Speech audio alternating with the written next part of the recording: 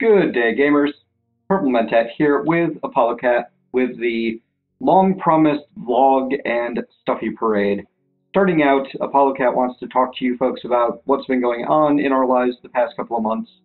And yeah, then we'll get to the plushies, and then at the end there'll be some channel news and such. So I'm just going to turn the floor over to her, let her say anything she wants to say. Okay, so, I was not feeling good for most of January and February, and honestly it started before that, pretty much near the end of December, really. But he hasn't really been talking about exactly what the health problems were, which is very nice of him.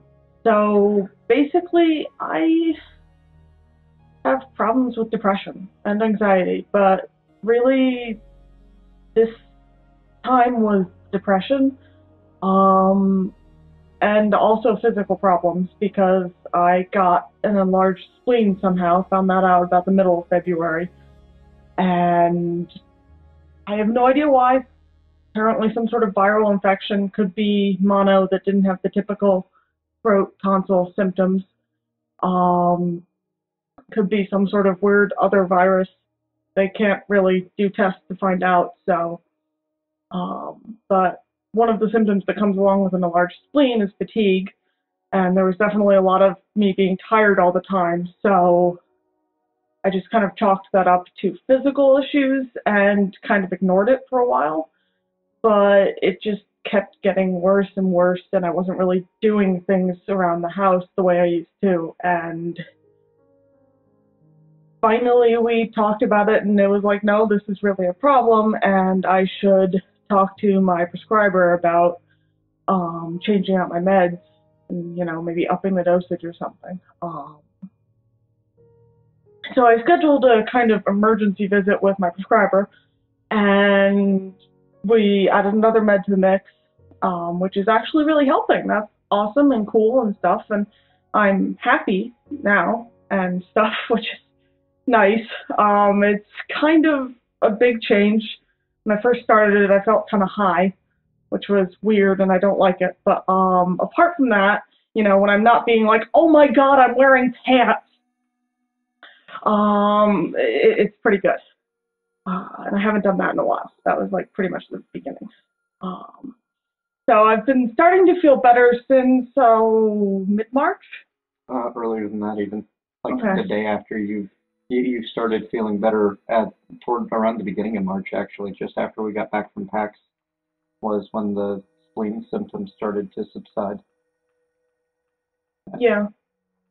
So basically, the new meds and the spleen symptoms starting to subside. I'm not getting abdominal pains or anything like that anymore, which is really nice. Those were really awful, and pain meds don't work very well for me. So that's pretty much that. He was kind of picking up some of the slack for me around here, and Well, as best as I could. I mean, let's be honest, I'm not great. I'm not dealing well with my own sense of depression since I've been fighting to get an appointment, which is in 2 days now at 9 a.m. But I've done the best that I could, but it's taken a lot of excess energy out of both of us the past couple of months just to try to like maintain a level of living where we weren't completely miserable. So yeah, and so I'm still getting back to, I don't know if normal is the right way to put it, but to doing everything I'd like to do and keeping up with everything I have on my plate, but things are definitely better. yeah, and you see the doctor again soon to get an ultrasound to confirm the spleen thing is all handled, right? Yes, I believe mid-April or a little earlier than that. I've got an ultrasound appointment. They will ultrasound and check my spleen and presumably say something like, it's gone down in size, hooray! And if they don't, then, well, I guess, we'll see where that goes. But probably since I haven't been having the symptoms, they'll say something like that. And then you talk to the meds prescriber again, and the same day I do, actually. So Yeah, that's funny how that worked out. we're running into some new fun territory where we're a single car couple and we're trying to juggle getting to appointments that are happening on opposite ends of the day that aren't nearby. So it's going to be fun, especially since I work from home and she works at a nearby office park. So yeah, it'll be. I'm sure we'll work it out though. We're resourceful. Probably just end up doing lunch together that day or something and make the handoff. I feel like I need a briefcase handcuffed to my wrist. Not something about a nuclear football? Yeah, there you go. Pass the egg. There you go. The blueberry. Yeah, there you go. That's brilliant. She has a blue hatchback when I met her, and she calls it the blueberry. It's a Psych reference if you've seen it. Ah, okay. I am not a fan of Psych, so. Anyway, it's been a lot of extra stress for both of us and a lot of extra work for both of us to try to take care of everything around the house and take care of ourselves, which is part of why production dropped off towards about the third week of January. I started strong on the 25th of December, and I was putting out a lot of videos, and sometimes I was even putting out multiple videos a day on different games, and then things got worse, and more of my energy and attention needed to be directed outside of the channel. Because as much as I love you guys, and I love this weird career that has been built up around this channel, my first priority is taking care of our home and taking care of her. So, and sometimes if things aren't going well, all I'm going to be able to tell you is that there's some issues at home because she's not ready to have it talked about publicly. And if it's just my issues, you guys know I'll talk to you about them as soon as I can work myself up to it. But when it's hers, I don't get to make that call. She does. So there you go. Now you're filled in. Just a lot of stuff, but everything's looking up now, and we feel like we're on the upward swell. I think so. Yeah. So that is your health update. And now for the long-promised Plushy parade, I'm actually going to shove over here and be the assistant while she tells you all about all of the different plushies, because they've all been named and they all have a story. Which one should I hand you first? You pick. Okay, well, I guess we should start with the first plushie, right? Yeah, certainly the oldest here. Simba isn't... Show him off. He wasn't the first plushie I ever got. That honor, I believe, goes to some sort of stuffed koala. However, I got him when I was 6 from my grandparents on my mother's side. And I just kind of fell in love with him because Lion King was my favorite movie, and I slept with him for years, which is why he kind of looks like that. He used to be fluffy, I swear. There was a hair tuft. Yeah. So, you could stun people with his paws, though. They're so hard, you could really do a number on someone. Yeah. Here, listen to this. I'm going to whack the table the camera's on. Yeah, so, but that's Simba. He's a, old friend. Okay, and we're going to keep going to, actually, let's set them off to your left. We've got a giant couch here, so. We're going to keep going through them with another one that you got before we got together. Yep, so, if you're a Neopets fan, which some of you probably are or were, you might recognize this as a Fairy Ixie plushie.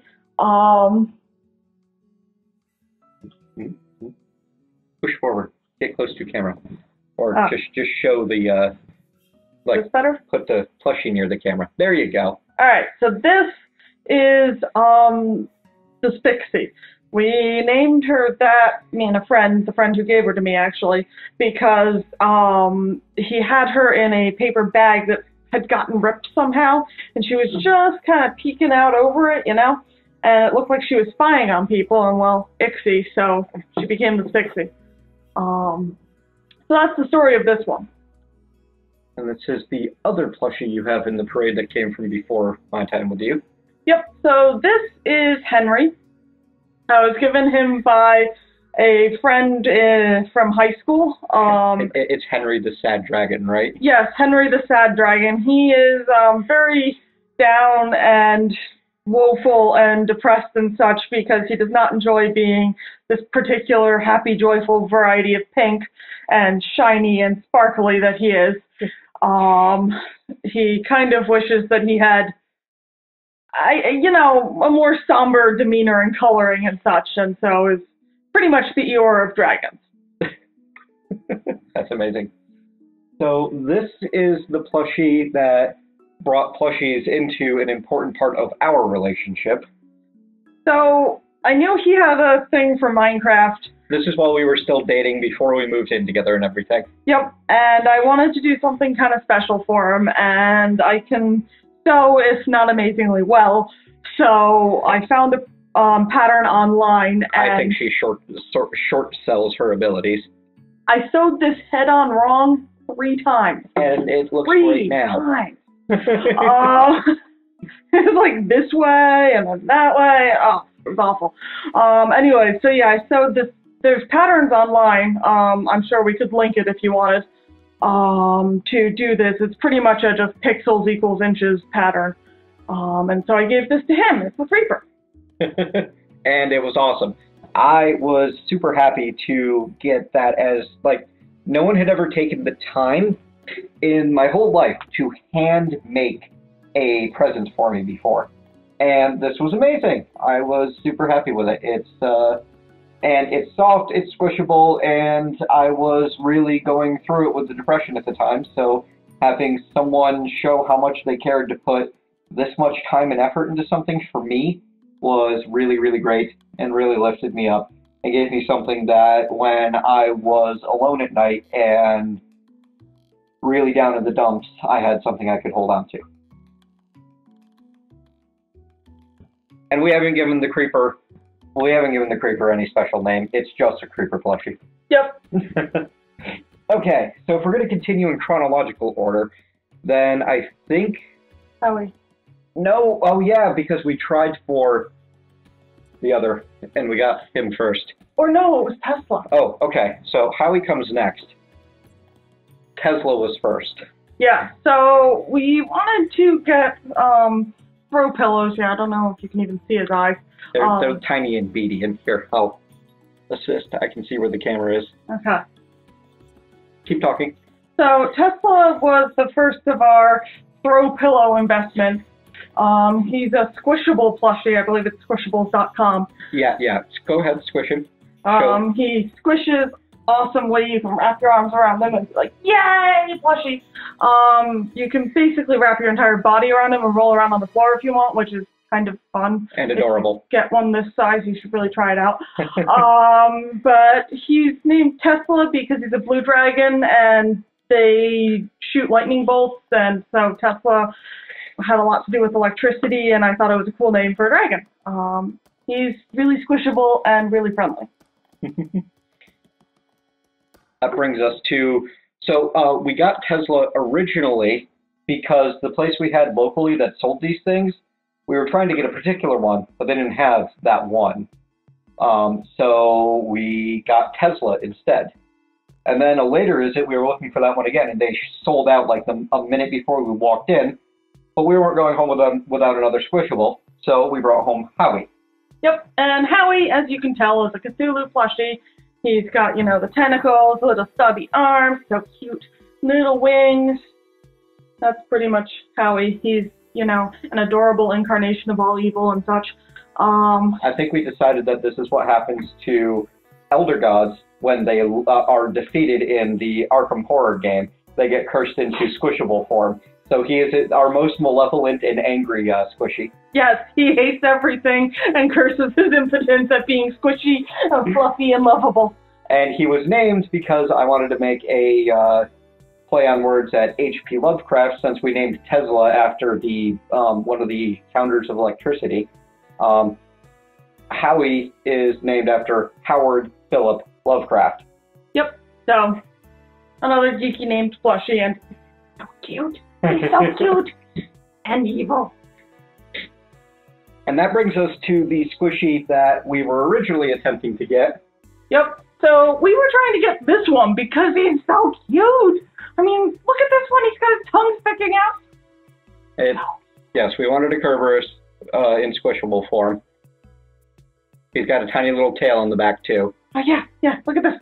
It wags. It wags. And we named this one JoJo because of Fluffy, the three-headed dog in Harry Potter. And J.K. Rowling's childhood nickname was JoJo from an interview that we read about it. So, again, we're dorks. Yep, complete and utter dorks. That brings us a lot more recent now. Let's see. PAX South happened first. Yep, so PAX South happened, and we were walking around, and we went to the Greater Than Games booth, and because... Great people, by the way. There's a video coming soon about Greater Than Games Sentinels in the Multiverse in iOS format, and it's really good. Oh, yeah, that's fun. So we visited them and, you know, pre-ordered their latest card game and all that, but I saw Mr. Chomps here and just could not resist.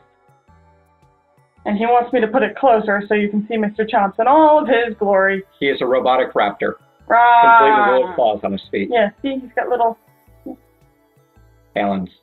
Yeah, and see, he's robotic because he's got all the designs and stuff. So Mr. Chomps is adorable. He goes after bad guys and chomps them. And him and Howie have a lot of battles. Yes. I brought him home, and immediately he set upon Howie and attempted to vanquish him.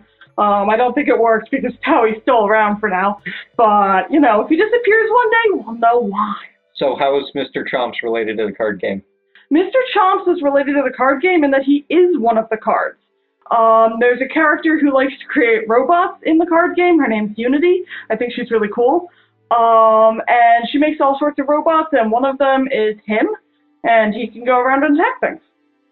She also got a t-shirt with Unity on it, so she could carry around Mr. Chomps while wearing the Unity t-shirt. Yeah, one of these days maybe I'll make a Unity cosplay. That would be cool. It would be appropriate, you know, the engineer and all. That's fair. Okay, between PAX South and PAX East is when we got, when you got Toothless? Yeah, I think so. And he's since been upgraded with festive, holiday-relevant gear. Yes, so Toothless I got from Build-A-Bear. I was there with a friend of mine who likes to collect the My Little Ponies that they're currently making. Show him the back and the tail. Yeah, he's got the little, isn't it so cute? And the wings flap. The wings also come off for, you know, easy cuddling. Yes, they come off so that you don't break them or bend them too much, but you can still cuddle them lots. So basically, I got him when I was at Build-A-Bear with a friend, and then later, I went back to Build-A-Bear with a friend. This was a couple days ago now. And he was like, "You should get him this costume." I'm like, "Oh, it's so adorable." So Toothless got crammed into a bunny costume because I think he's adorable in it. And I'm sure he does too, because look, he's smiling. You maybe can't see that. I can just see it. Anyways, he's happy, really. And we love the How to Train Your Dragon movies, both the first one and the second one. Yes, both of them are awesome, and I own them both on Blu-ray. So that's Toothless. Which brings us to, just before we left for PAX East, the Impulse Plushie, who you've met before as Arth. Yep. He is a tie-dye chihuahua, according to the Beanie Baby thing. He's a corgi.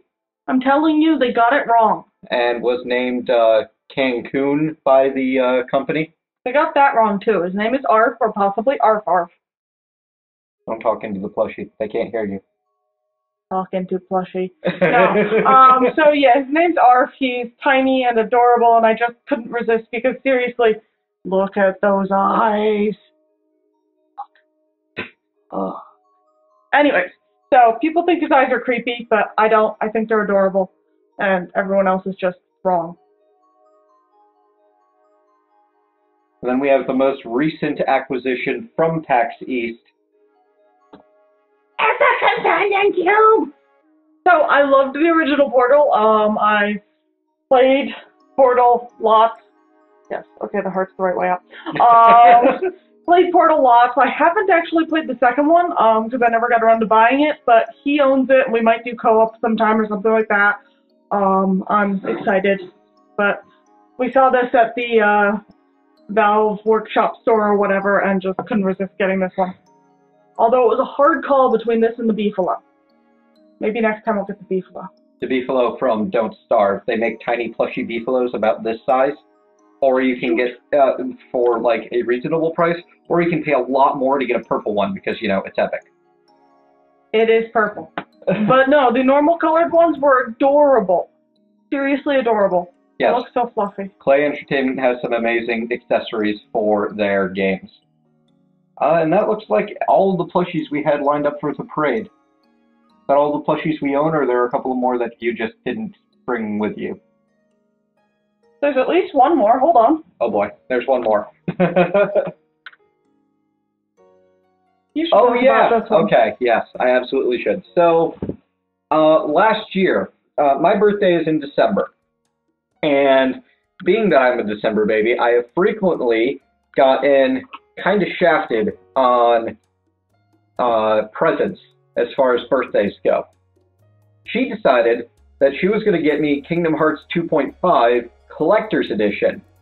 And it came with this plushy Shadow, which is adorable with its little antennae, and it's got the beady little yellow eyes and the floppily arms, so it does the weird janky shadow movement when you move it around.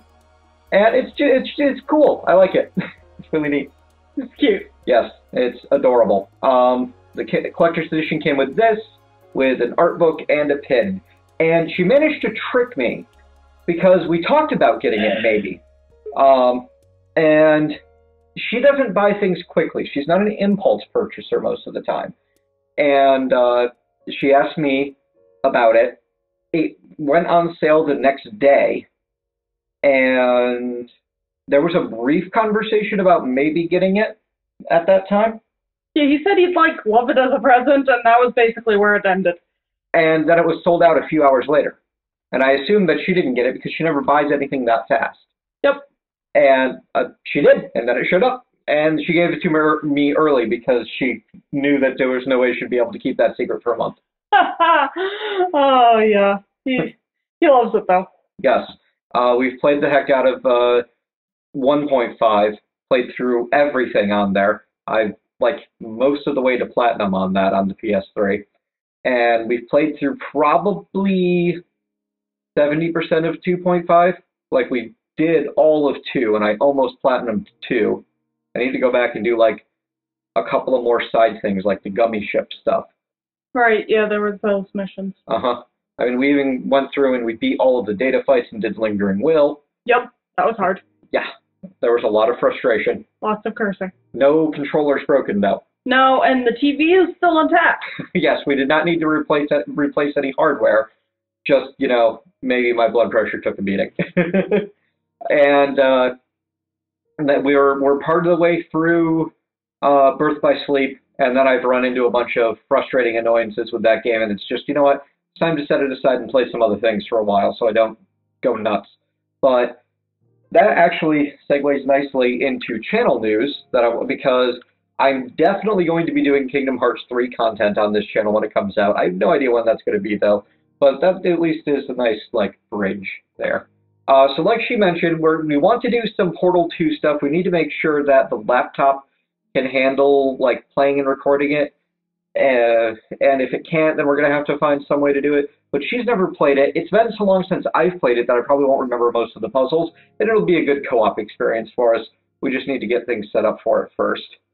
I've been playing a ton of Bloodborne over on Twitch lately. And I actually need to put a call out for some enterprising people with too much time on their hands. I want to get the boss kills that I do from the Bloodborne streams onto the YouTube channel, but I only have time codes for a few of them. And I'm trying to decide what I should do about that. So here's the question that I'm putting to you. can I find a volunteer to find those time codes for me? Or should I re-roll and start fresh from the beginning? Or should I keep streaming it until I can get to New Game Plus mode when the entire world resets and then record a playthrough just for YouTube on New Game Plus, which will be, at the rate I'm going, I'm going to be one of the few people who hits New Game Plus, because I'm already, according to the storyline and boss kill achievements, there's only about 6% of the player base who is as progressed as I am. Oh. Yeah. And I hit a wall today. I mean, I'm level 66 with a +6 sword, and I ran straight into a wall that just, like, wiped me out. But there's leveling dungeons with the chalice stuff where I'll be able to get myself back up to speed and hopefully find more upgrade materials for my weapons, and then we'll be able to take on some of those challenges. But anyway, that's enough about Bloodborne. Ori and the Blind Forest Let's Play will be starting soon. I am getting the recording done. I want to get things into a place where I like it. I tried to do like a stream plus record for it, showed it off, a couple of people bought it, that's cool. I'm not really thinking it's the right thing. Like, that content I don't like. I'm going to toss it out and we're going to start over. I've already beaten the game once with her. It's really fun, and it's really pretty and really great. And anyone who hasn't bought it yet should. But I will be doing a Let's Play that soon. Darkest Dungeon. A few people have been asking me about that. I want to wait and start over when they feel like it's at 1.0. I like the game. I'm tired of early access culture.